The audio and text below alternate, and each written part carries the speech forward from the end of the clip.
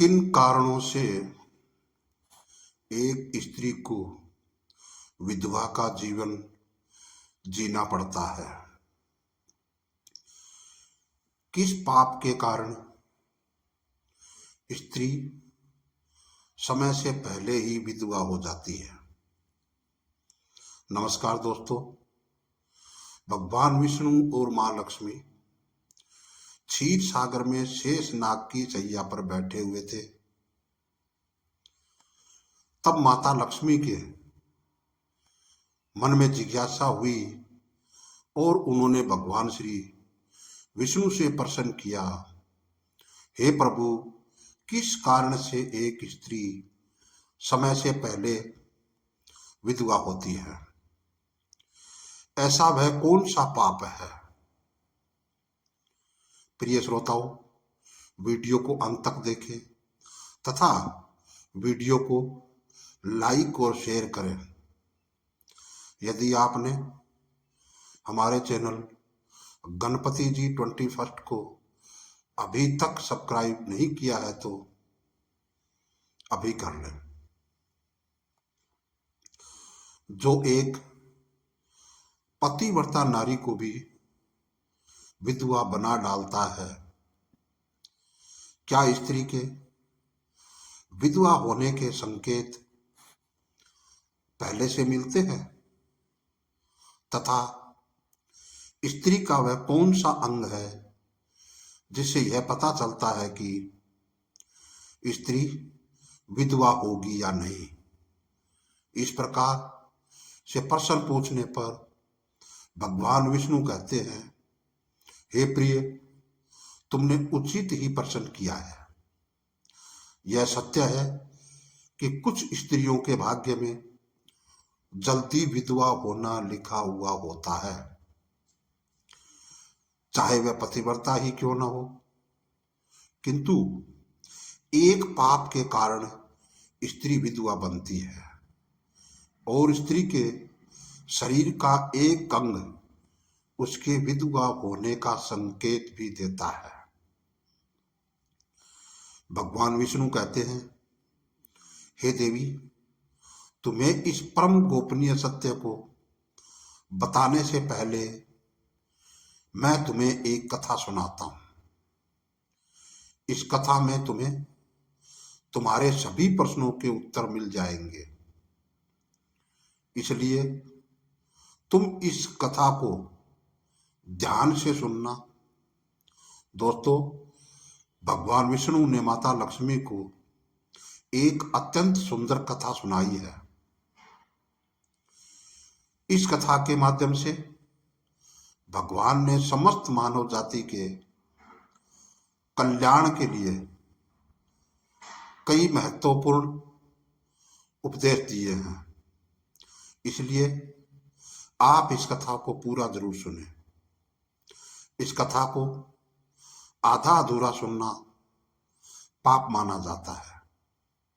तो चलिए शुरू करते हैं। दोस्तों, एक समय की बात है, मध्य देश में एक अत्यंत धनवान सेठ रहता था। उसका एक पुत्र और 3 पुत्रियां थी। उसकी तीनों पुत्रियों का विवाह अच्छे और धनवान घर आने में हो गया था, किंतु सेठ की एक पुत्री को दुर्भाग्य का सामना करना पड़ा। उसकी एक पुत्री विवाह के कुछ ही वर्षों के बाद विधवा हो गई और अत्यंत दुख में जीवन बिताने लगी। उस विधवा स्त्री का नाम था सुकन्या। सुकन्या अत्यंत सुंदर, गुणवान और पतिव्रता नारी थी, किंतु उसके भाग्य में जो अशुभ लिखा हुआ था वही उसके साथ घटित हो गया।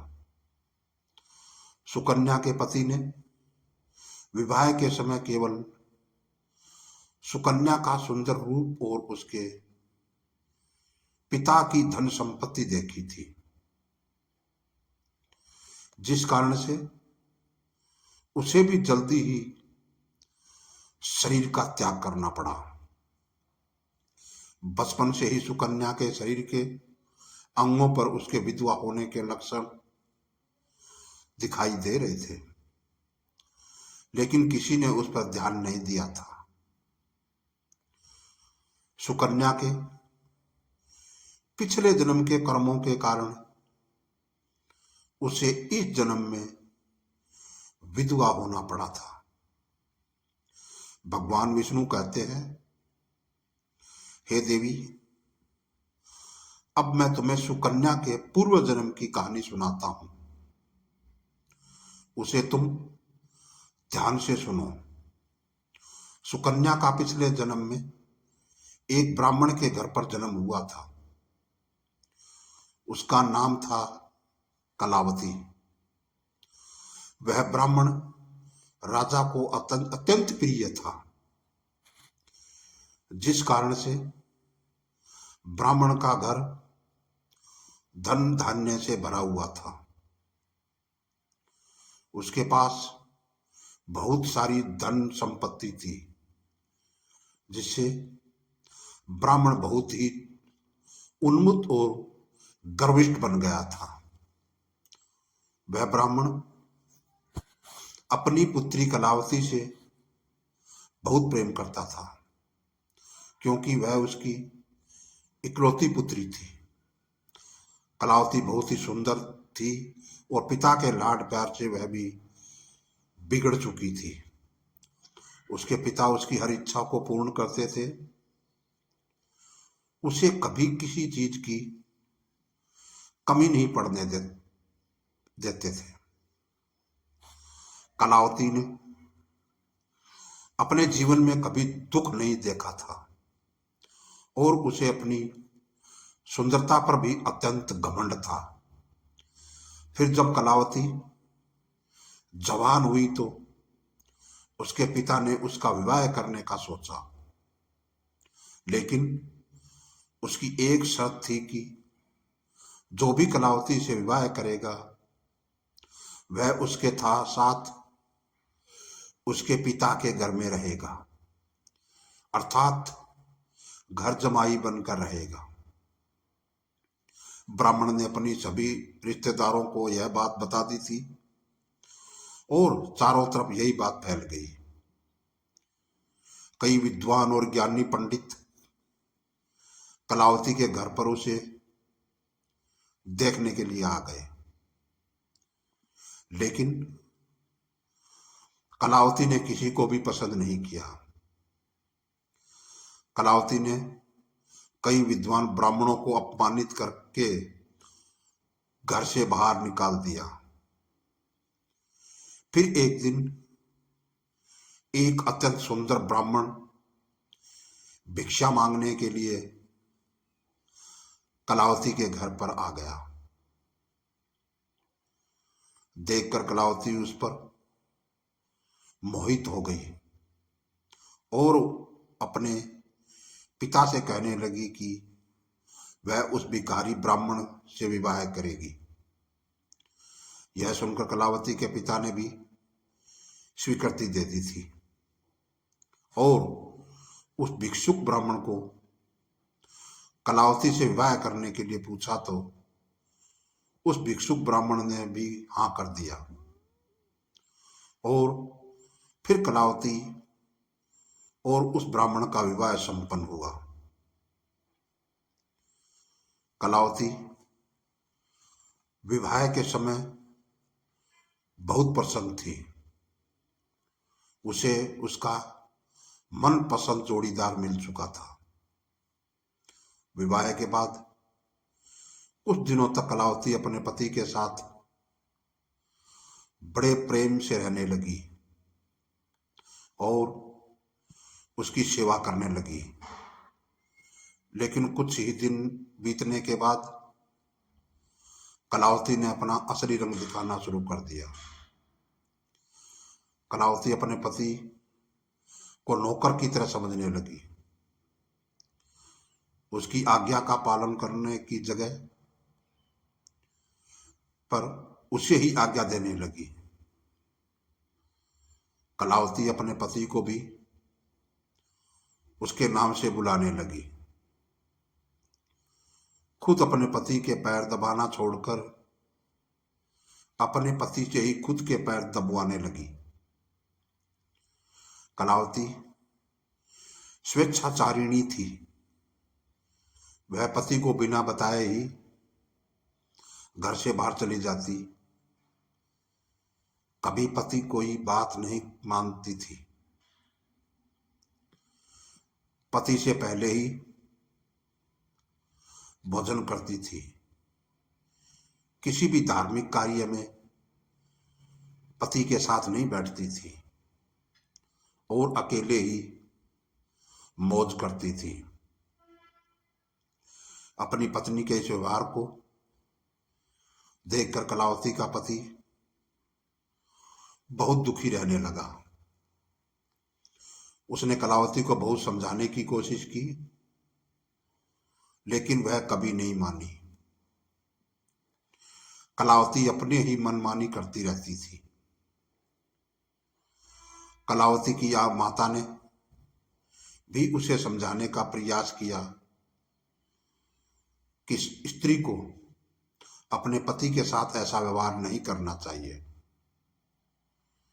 लेकिन कलावती अपनी मां की बात कभी नहीं मानती थी और जानबूझकर अपने पति को अपमानित करती रहती थी। दिन रात पति की बुराई करना, उसे अपशब्द कहना, इसे नाम लेकर बुलाना आदि प्रकार से निंदित कार्य वह रोज करती थी। उसका पति भी उसकी बहुत परेशान हो गया था। फिर एक दिन उसने बहुत विचार किया और कलावती को छोड़कर जाने का निश्चय किया। पति बिना किसी को बताए अपने घर को छोड़कर चला गया। कलावती का त्याग करके वन में जाकर तपस्या करने लगा, क्योंकि शास्त्र कहते हैं कि बुद्धिमान मनुष्य को दुष्ट और स्वेच्छाचारिणी पत्नी का त्याग कर देना चाहिए, अन्यथा वह भी उसके पाप का भागीदार बनता है। कलावती ने भी अपने पति को खोजने की कोशिश नहीं की और बड़े मौज से अपने घर में रहने लगी। उसकी माता ने बहुत समझाया कि वह अपने पति की विनती से करके उसे घर वापस बुला ले, लेकिन वह कहती, जाने दो मां, वैसे भी मेरा भिखमंगा पति कुछ काम का नहीं है। उससे विवाह करके मैंने उस पर उपकार ही किया था, लेकिन वह मूर्ख मुझे ही छोड़कर चला गया। मैं इतनी सुंदर ही को कोई भी पुरुष मुझसे विवाह कर लेगा। ये बात सुनकर उसकी माता दुखी रहने लगी। वहां उसका पति तपश्चर्या करने लगा और सांसारिक बंधनों से मुक्त होकर ईश्वर भक्ति में लगा रहा। फिर कुछ दिनों बाद कलावती के पिता को चोरी करते वक्त राजा के सोफी ने पकड़ दिया और राजा को उसकी खबर दी। राजा उस पर बहुत क्रोधित हुए और उसका सारा धन जब्त करके उसे कारावास में डाला गया। अब पिता कारावास में थे, उसकी वजह से कलावती और उसके माता को दूसरों के घर काम करने पड़ने लगा। फिर उसको अपने पति की याद आने लगी, पर कलावती के पति तो वन में सन्यासी बनकर तपश्चर्या कर रहे थे। उनको वन में ढूंढती हुई कलावती एक पेड़ के नीचे बैठी, तभी एक शेर ने आकर उस पर हमला कर दिया और वह मृत्यु को प्राप्त हुई। जब उसे लेने यमदूत घसीटते हुए ले जा रहे थे, तब वे बोले कि ये स्त्री तो पापी है, इसे नरक भुगतना चाहिए, और उसे नरक में डाल दिया गया। और फिर पूर्व जन्म के पाप भुगतने हेतु उसे फिर मनुष्य जन्म दिया गया। धन्यवाद। कहा जाता है कि कुछ श्रापों की वजह से किसी महिला के भाग्य में पुत्र नहीं होता है। यह श्राप इस प्रकार है। सर्प श्राप, यह श्राप राहु के कारण बनता है। पितृ श्राप, अगर किसी ने पिछले जन्म में अपने पिता के प्रति कोई अपराध किया है तो उसे इस जन्म में संतान से जुड़ी परेशानी होती है। मातृ श्राप, यह योग पंचमेश और चंद्रमा के संबंधों पर आधारित है। भ्रातृत्व श्राप, अगर किसी ने पिछले जन्म में अपने भाई के प्रति कोई अपराध किया है तो यह श्राप लगता है। मामा का श्राप, यह योग पंचम भाव में बुध, गुरु और मंगल और राहु और लगन में शनि के चलते बनता है। ब्रह्म श्राप, यह योग 9वें भाव में गुरु, राहु या पाप ग्रहों के चलते बनता है। पत्नी का श्राप, यह योग 7वें भाव में पाप ग्रहों के चलते बनता है।